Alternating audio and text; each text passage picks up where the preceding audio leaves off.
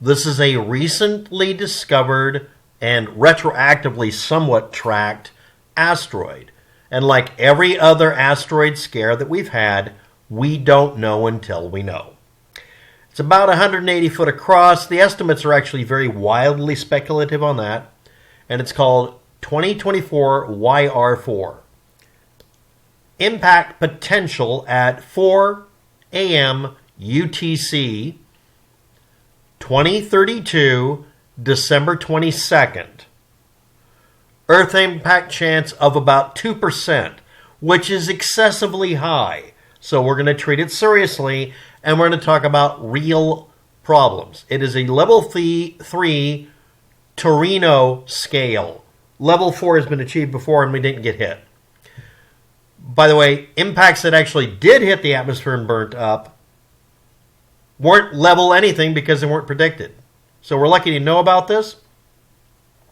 It might cause a 7 to a 10 megaton airburst 3 miles above the ground, which would cause a 1 mile wide fireball.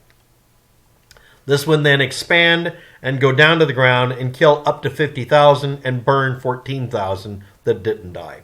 Up to 11 miles away from the center point that we have as our impact point, and create a shallow half-mile across crater. And that shockwave and the resulting crater that potentially could happen would be a 5 on the Richter scale. This would knock down buildings, you'd have tornado-like winds, etc. This is using various simulators on the net that are not perfectly accurate. We don't have enough information here. If it hit the sea, it'll create a tsunami warning zone about 30 miles across. Now, I wanted to pick a place that would have both possibilities to it. Also, it could impact the ground if it's slightly larger or a more dense material that can survive going through the air, at which point it would be a direct equivalent to a 7 to 10 megaton detonation, which is almost identical, except that it would throw physical objects. There would be stone shrapnel. If it hit the ocean, if it's shallow enough, it would hit the ocean, do a 30-mile tsunami zone, and cause the matter underneath, like, let's say, a coral reef to be thrown up. It would also cause, on impact, the material under the water or just hitting ground to become effectively as hot as lava for a short time. This happens every 700 to 1,000 years.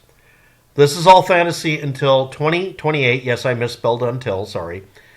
As it passes nearby on 2028, we will be able to do very heavy observation, which everyone on the planet will do. And this will enable calculations of the orbit that actually aren't complete garbage. Because right now, we have a guess. But it's still fine-tuned enough we can look at some things. This is what it looks like as it's coming around, 2031, and it starts doing a barrel roll towards the solar system. We're the blue one. And as it passes through, it crosses our orbit on a regular basis, apparently, and then, bam. And it would hit on the sunrise or sunset side. Let's move forward. The size of it is, now, we're going to look at the most recent impactor to hit Earth that we know about. This one here over Russia was 17 to 20 meters across. The reason I'm using meters and feet mixed here come up later. But anyway, that's the one that air burst in the air, and it broke windows and actually caused an injury or two. And more damage than that, too. Then there's the Tunguska impactor. We have an estimate of 50 to 80 meters. That one happened also in Russia, and it flattened an area in Russia and had a large amount of force to it. This was the equivalent to maybe several megatons, maybe 15 megatons.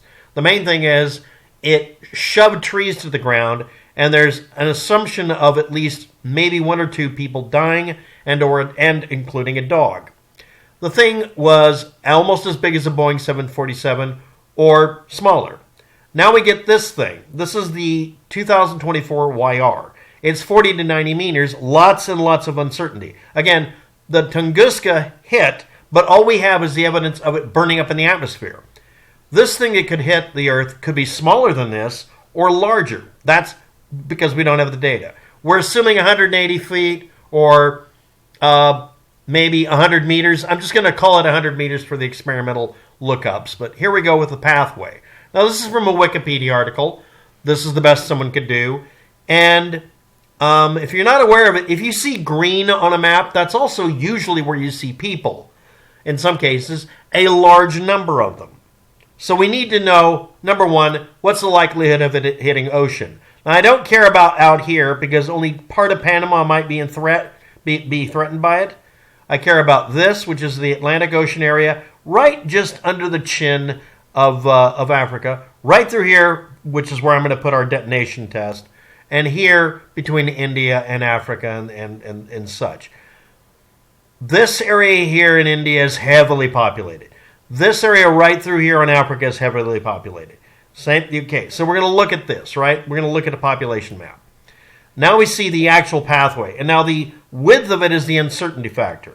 And then we see it's mostly the west coast of South America that has a population. That means the likelihood of hitting this area and hitting people is actually quite small. A tiny little tab down here off of Panama. Okay. Then we go through this part of Africa there's people there. Then this part. It had to pick the area that isn't the desert. And then we get over here where this, but it's going to go right over one of the more populated areas there. And then India, for crying out loud, India, it's like the most populated area around India right here. It's going to go right over it, just right there. It couldn't just go, 300 miles south of there or, no. So, yes, now we have to deal with a very serious impact threat. Let's put this to scale. I'm going to put an impactor right here. Now, this is Djibouti. This is the reason I'm using that is that's a name you can't forget the name of. And I'm going to zoom out real quick here and show it reference to this. There we go. The space here.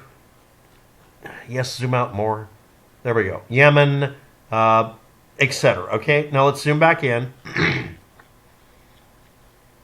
It's an impact simulator website. Now I made it 100 meters across and made it a stony rather than a iron meteor because the current estimates are that. Blast zone is going to be the same no matter what. It blew up 3 miles above the ground, 11 megaton TNT peak, every 770 years. Okay, here we go. The fireball would be about a mile across. That's this thing right here in the middle that's burning. 18,000 to 15,000 people could be exposed to burns. 50,000 people getting second-degree burns. I can tell you for a fact that unless you get really prompt treatment, all of this equals you're not going to be alive. Okay, 18,000, 15,000, 50,000. Second-degree burns will make you miserable and probably kill you as well. Close catch on fire 11 miles away. That means everything does catch on fire. Trees catch on fire within 26 miles. You're going to have this entire area just on fire. This would be the equivalent to a real firebomb. Depending on the sophistication of where it hits, you're going to have an extremely high death rate. Scroll down. The shock wave. 0 people would die from it. The blast isn't going to kill anybody. Anyone within a little under 2 miles would have ruptured eardrums. Buildings within 5 miles would collapse. So you can have an area that's 5 miles across out of this area that's a mile wide fireball. This whole area here, basically, you're going to end up with, let's zoom in further. Within 5 miles, within this area here, you would end up with buildings falling down. Homes would fall down out to almost 8 miles. 480 mile per hour peak wind. The wind blast itself would probably take out under 500 people. You'd have tornado-like behavior within 4 miles, and nearly all the trees would be knocked down within 8.